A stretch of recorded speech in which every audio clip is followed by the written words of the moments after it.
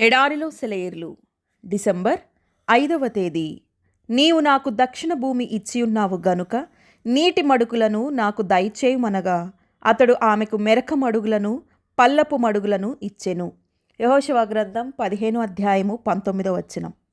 Abbi meals quiet హల్లెలూయాస్ అనే తన పుస్తకంలో కాలేబు అక్సాకు అనుగ్రహించిన పరిపూర్ణ ప్రేమ యొక్క దక్షిణ ప్రాంతంలో ఉన్న స్వాస్థ్యం కంటే మించిన మహిమాన్వితమైన స్వాస్థ్యమును నా తండ్రి నాకు ఇచ్చాడని చెప్పింది. నా గొప్ప స్వాస్థ్యం నా పరలోకపు తండ్రి వద్ద నుండి వచ్చింది. యేసు నా ప్రయాణానికి టికెట్ ఇచ్చాడు, కానీ తిరుగు ప్రయాణానికి టికెట్ లేదు. కొన్ని విషయాల్లో నేను నా ఆహార అలవాట్లను మార్చుకోవాల్సి వచ్చిన ఆహారం సమృద్ధిగా ఉంది. పదార్థాలు నా ఆత్మ బలపడి పుష్టిగా వర్ధిల్లునంత చవక ధరల్లో ఉన్నాయి. గాలి ఎంతో ఉత్సాహభరితంగా ఉంది. అదే సమయంలో విశ్రాంతితో నిండి ఉంది. రాత్రైనా పగలైనా అది శ్వాసించదగినంత తాజాగా ఉంది. ఒక వ్యక్తి దీనిలో సంతోషిస్తాడు, తింటాడు, త్రాగుతాడు, స్నానం చేస్తాడు మరియు సంతోషంలో వృద్ధి చెందుతాడు. ఆనంద ఉత్సాహాలతో నింపబడతాడు.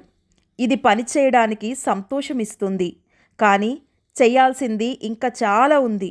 భూములన్నిటిలో మహిమ గలది అయిన భూమిలోనికి నన్ను తీసుకొచ్చిన ప్రధాన వ్యవసాయకుడు ఈ ధన్యకరమైన పరిచర్యను నా కొరకు ప్రణాళిక చేశాడు.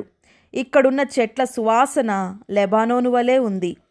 నా ఈ దక్షిణ భూమిలో నీటి ఊటలు కూడా ఉన్నాయి. వనరులన్నీ దేవునిలోనే ఉన్నాయి. ఎక్కడ కూడా నిల్వ ఉన్న నీటి మడుగులు కనబడవు. ప్రాపంచిక రహస్య ప్రభావం నీళ్లను వేడిగా మార్చి వాటి రుచిని అసహ్యంగా మార్చి దాహాన్ని కలిగించవు, కానీ దాహాన్ని తీరుస్తాయి. ప్రేమ గాధపు నీటి ఊటల నుండి జీవమిచ్చు నీళ్లు ఉబికి వస్తాయి. అందరూ తమ ఆత్మల మలేరియా శుభ్రపరచబడే వరకు మరలా ఉచితంగా వాటిని తాగొచ్చు. గతకాలపు దాహాన్ని మరలా జ్ఞాపకం చేసుకోవాల్సిన అవసరం లేదు, ఎందుకంటే సమృద్ధిగా ఈ నీటిని త్రాగిన వానిలో నుండి నీళ్ల ఊట పైకి ఉబికి వస్తుంది. అందంగా విస్తరించిన శాంతి నదిపై మనం మన తెరచాపలను విస్తరించవచ్చు. పరసంబంధమైన గాలులు మనల్ని పరలోకపు తీరాలకు చేరుస్తాయి. ఆ తీరంలో ప్రతి చోట ఒక వరుసలో వికసించిన పువ్వులు ఎంత మధురంగా ఉన్నాయి. దేవునికి విధేయత చూపే ఆత్మ సమస్తాన్ని వెనుక విడిచి పైకి వెళ్ళి పరిపూర్ణ ప్రేమ యొక్క కణాను స్వతంత్రించుకోవాలని తీర్మానించుకొని జీవాన్ని, ఆరోగ్యాన్ని మరియు శాంతిని కనుగొంటుంది.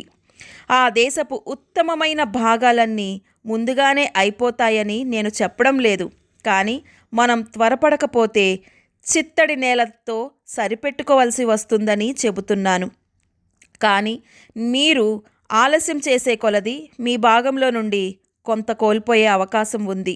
పరలోకంలో ధనాన్ని కూర్చుకోవడానికి కేవలం కొద్ది సమయమే ఉంది. మనం గొప్ప ప్రయోజనం కొరకు పనిచేయాలి అనుకుంటున్నాం, కాబట్టి మన తలాంతు 10 తలాంతులను పొందాలి. మనం అందించగలిగే సంపూర్ణమైన సేవను అందించే స్థితిలో మనం ఉండలేం. సమృద్ధి అయిన సూర్యరశ్మి ఉన్నప్పుడు చలిగా ఉన్న పరిస్థితుల్లో ఎందుకు ఆలస్యం చేయాలి?